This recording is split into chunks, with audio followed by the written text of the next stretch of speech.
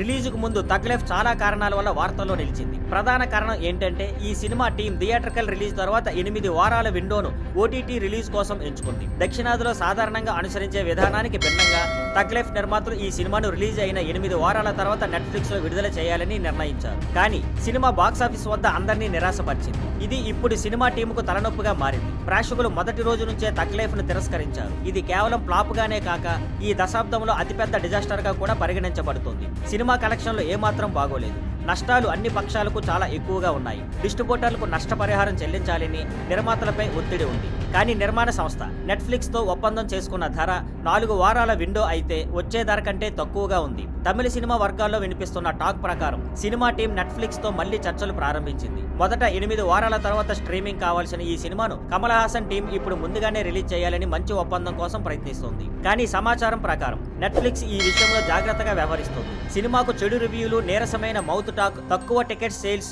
ఉండటంతో ప్లాట్ఫామ్ తమ చెల్లింపును పెంచడానికి ఆసక్తి చూపకపోవచ్చు. కొన్ని మల్టీప్లెక్స్ లో ఇప్పటికే సినిమా ప్రదర్శించబడుతున్న ఊపు దాదాపు పోయింది. కమల్ హాసన్, మణిరత్నం ఇద్దరి కెరీర్ లో మైలురాయిగా భావించిన ఈ సినిమా ఈ పరిణామాలతో డిజాస్టర్ గా మారడం నిజంగా దురదృష్టకరం. Thank you for watching. Please like, share and subscribe.